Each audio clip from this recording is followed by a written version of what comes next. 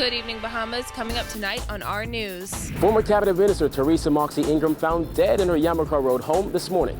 Attorney General Carl Bethel is disputing claims by former Immigration Minister Fred Mitchell that migrants don't need to be taken to court. That story straight ahead. The Prime Minister's wife elaborates on her new post. An environmentalist from Freeport, Grand Bahama voices his concerns over the Oban deal.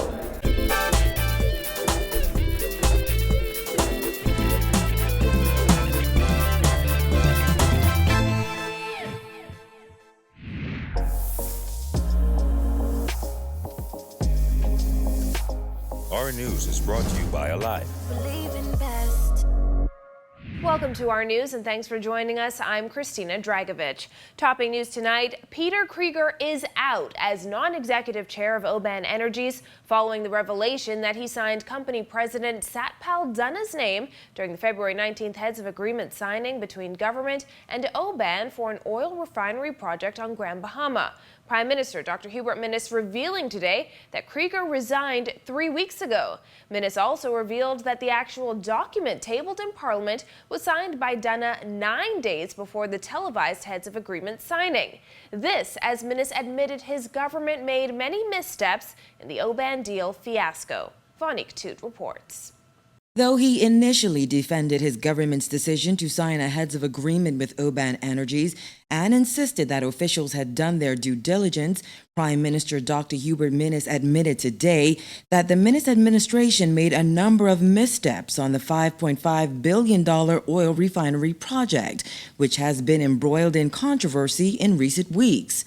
In our haste to boost the economy of Grand Bahama, we made a number of missteps in the Oban Energy projects. While our heart was in the right place, these missteps should not have happened. We must, we can, and we will do better. Though the heads of agreement signed between government and Oban Energies bears the date February 19, 2018, Minnis revealed in Parliament today that the real deal was actually signed by Oban's President Satpal Dunna on February 10th.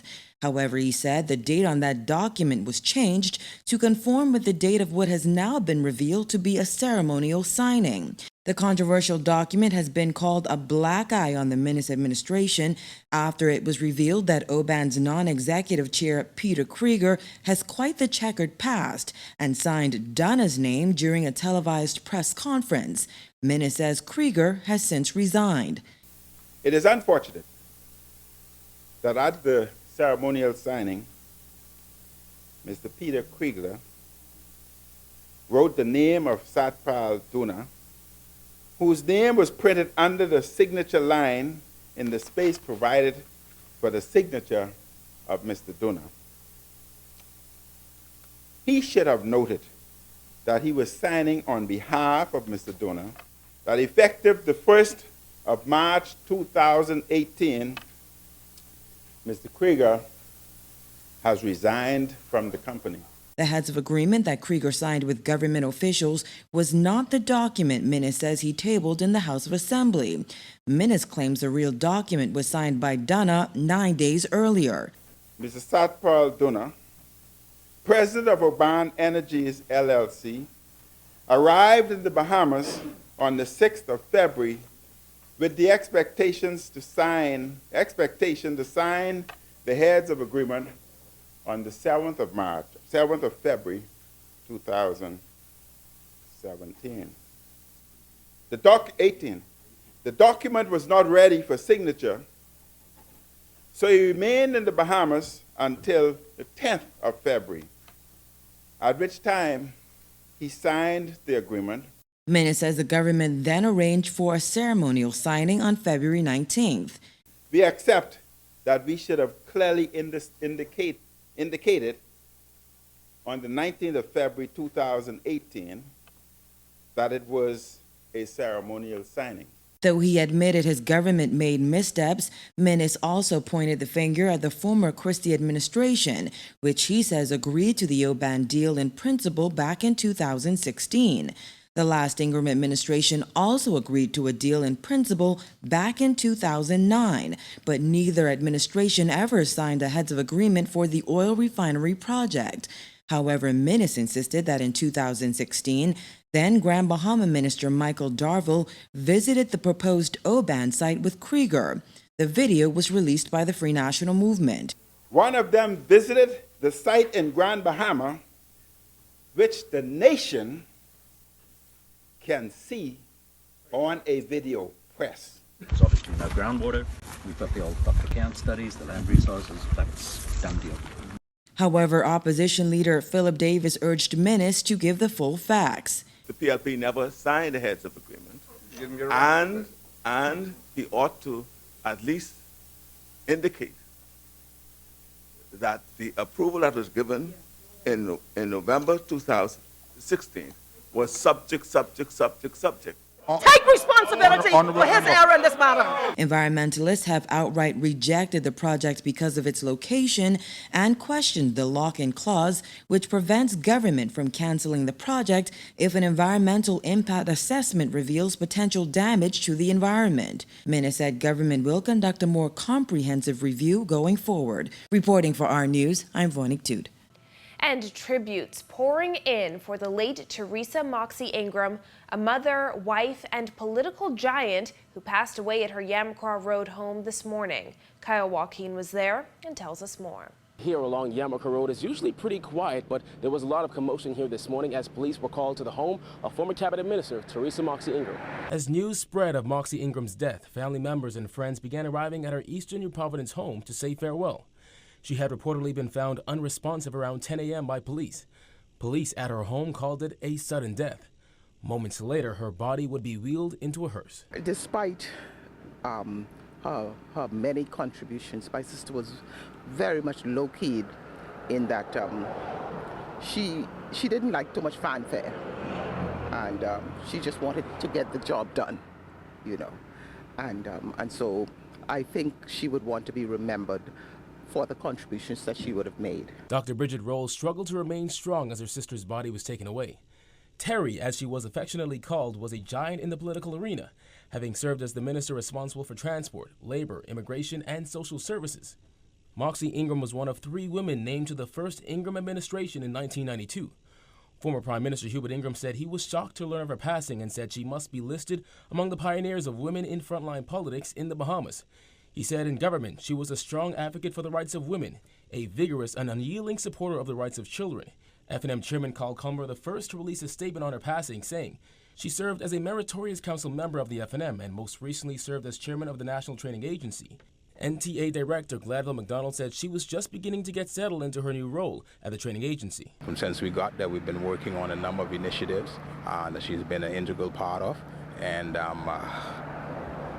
you know, we don't know how he'll be able to replace such an asset. Moxie-Ingram also played a vital role in the last 2 referenda. She served as a coordinator for the Vote Yes team of the gaming referendum of 2013, as well as a member of the Constitutional Reform Commission in the lead-up to the gender equality referendum. Opposition leader Philip Davis in a statement applauded her, saying part of her legacy was her advocacy for equality for all. Meanwhile, those who were closest to her say they will miss her smile, her infectious laugh, and her vibrant personality. This is quite a shock. I mean, despite the ills that she was feeling, you know, we all felt that she would have recuperated. Someone just said upstairs, she said that she's going to get her feet again and she was going to walk. But now we realize that that won't happen. But Terry has lived a good life. She has, you know, she's been the kind of person that you can talk about. She was the person who encouraged me to pursue excellence, and she always had a positive thing to say to me when she saw me, and we always greeted each other with a big hug, you know. So this must be very, very rough for you to hear this news. Extremely, extremely. For our news, I'm Kyle Joaquin. Well, the woman who will head the Office of the Spouse, Patricia Minnis, is speaking out. The wife of the Prime Minister today firing back at critics, insisting she is ready to serve and will not be caught up in the unnecessary drama. Jasmine Brown has that. Mistress Minnis made the comments on the sidelines of a domestic violence program launched by BTVI. She told the press that she isn't here to take over anything. She just took the post to help out the Bahamas. I want to make it clear, it's not an office for Patricia Minnis. It's an office for any Prime Minister's spouse who wants to serve in whichever capacity that she see a role she see herself in. Minnis spoke with reporters on the sidelines of the official opening of the Clothesline project at BTVI. In Parliament on Monday, Minister of Foreign Affairs Darren Henfield announced that in just a few weeks, the office of the spouse of the Prime Minister will be established under his ministry. But there is already criticism from some quarters, including Englerston MP Glenys Hannah Martin, who told the Nassau Guardian that she supports the advocacy of women to make greater strides, but she questioned the objective of the office and its benefit to Bahamians. To that concern, the Prime Minister's wife said this. It's not a takeover of any organization. I have absolutely no political motivation. I hope to work with the wife or the leader of the opposition and every other woman that wants to volunteer and make the Bahamas a better place. Though the spouse would not be compensated for this role, the office would require staff and resources. Hannah Martin questioned how much this would cost taxpayers, considering thousands of government workers have been let go in recent months. Minnis addressed that concern as well. First of all, the office is already in a government office, so there's no rent, no additional money being spent for that.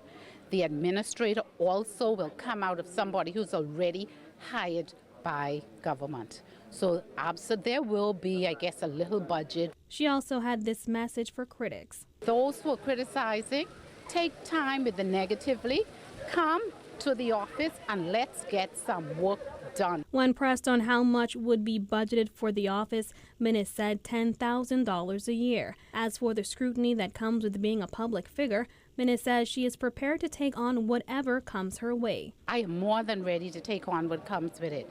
Reporting for our news, I'm Jasmine Brown.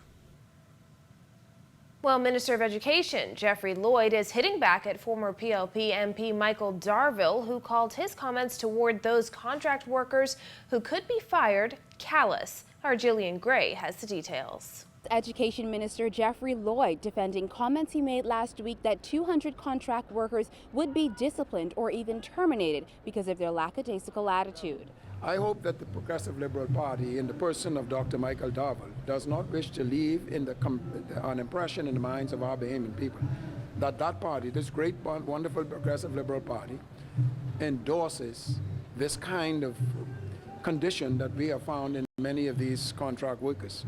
Darville said the decision to drop those workers who were hired under the former administration will have a major impact on social services because they would have to go and seek unemployment benefits. Darville added that these are very tough times and as such, persons should not be fired. Let us be very careful about the message that we are sending to the world, in fact, that we endorse paragons of inefficiencies and competencies and slackness and this cronyocracy that we have engendered in our people over these past many decades. This is very unfair to them, and they have been used and abused by politicians of years past. The education minister said they have done all they could to ensure that the workers succeed, including paying for intense training exercises. Many of these persons would have had contracts ending June 30th last year, June 30th. We have legal grounds for them to just simply be released, but we want to encourage them, we want to give them an opportunity, and yet they waste that opportunity and we are being criticized. I will not accept that criticism. Well, the education minister said they're not firing people, but instead they're firing themselves. We are not firing anybody. People who don't come to work are firing themselves.